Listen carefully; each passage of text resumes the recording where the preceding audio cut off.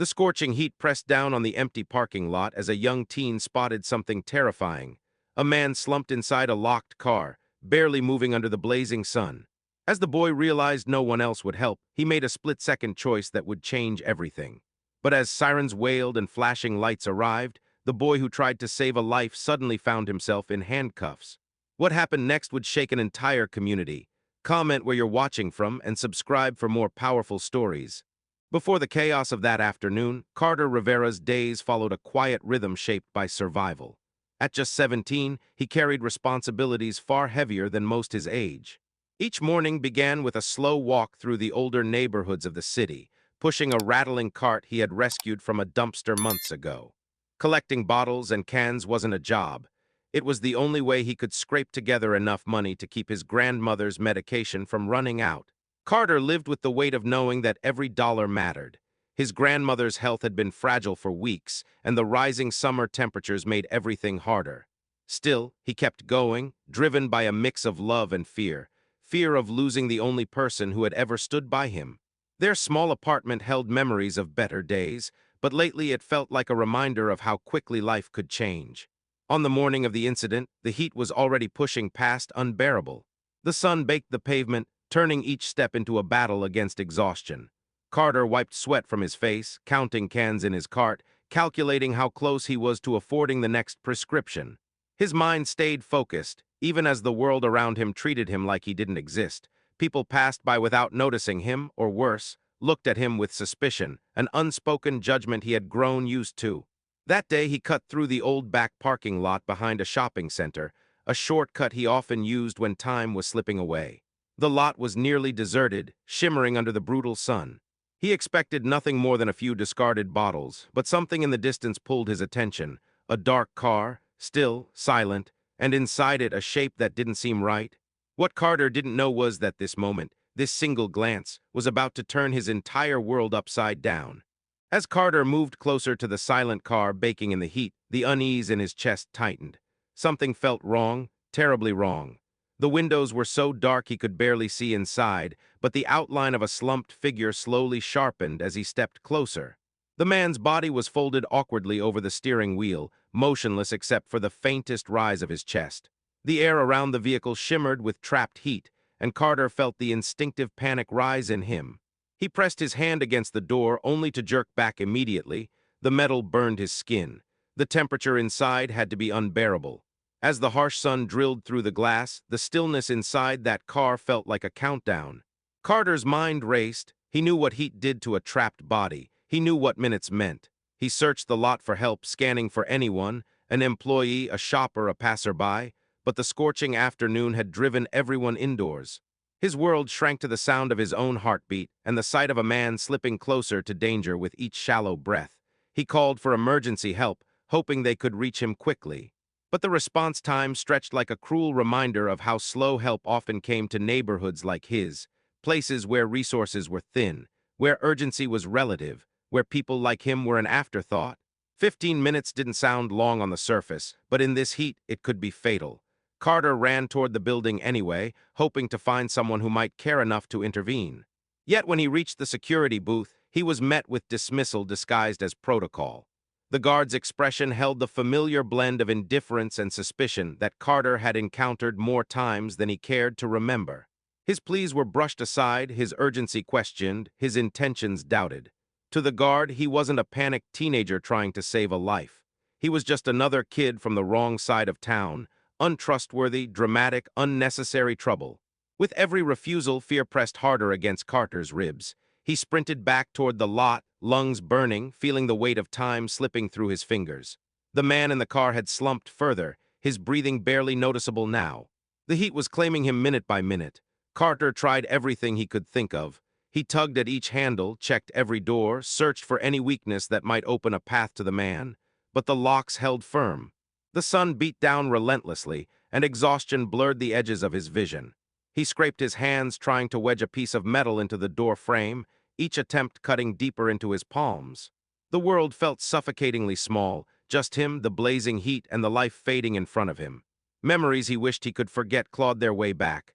The feeling of being trapped, breathless, terrified, alone. The memory of a door that wouldn't open. the memory of nearly losing himself in darkness and heat. His grandmother's voice echoed in his thoughts, reminding him that some moments in life demanded action, even when the cost was high.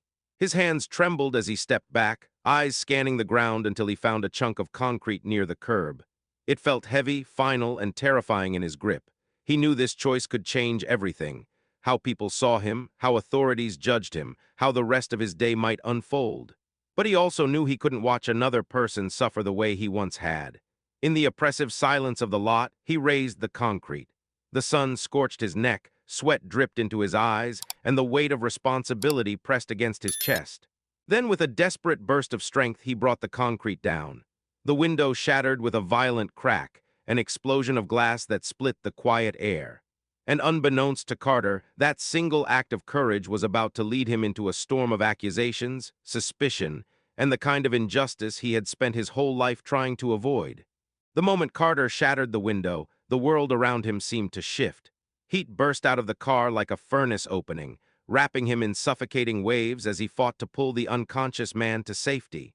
His arms burned, his palms bled, and every muscle trembled as he dragged the heavy body across the blistering pavement.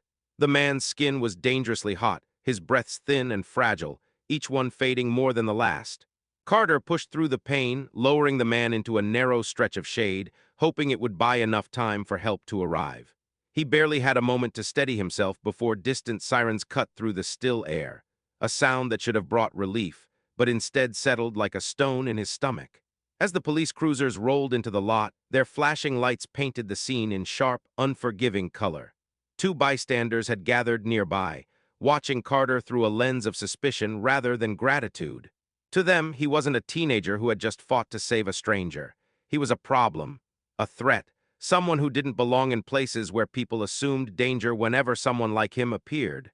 Their stares carried the weight of 1,000 silent accusations.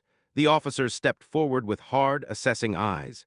Instead of seeing the broken window as an act of desperation, they saw destruction. Instead of recognizing his exhaustion, they saw guilt. Instead of noticing the man he had pulled from the heat, they saw Carter as the reason for the chaos. Hands reached for him, firm and unyielding. The pressure of metal tightened around his wrists, cold and crushing after the overwhelming heat. Carter felt the sting not just on his skin, but deep in his chest. He had known moments of judgment before, moments when he was treated like trouble simply for existing. But this cut deeper. This happened while he was trying to save a life. He watched as paramedics hurried to the unconscious man, their movements urgent, their expressions grave. They worked swiftly, confirming just how close the man had come to the edge. Carter's heart pounded as they lifted him onto a stretcher, stabilizing him as best they could. The ambulance doors slammed shut, racing toward the hospital. Somewhere inside that vehicle, the man's fate hung between life and death. Yet here Carter stood, or rather, knelt, restrained on the ground, surrounded by people who didn't care about the truth, only the assumptions they carried the moment they saw him beside a shattered window. Hours later, the fluorescent chill of the police station replaced the boiling heat of the parking lot. Carter sat alone, wrists aching, body trembling, his future suddenly uncertain.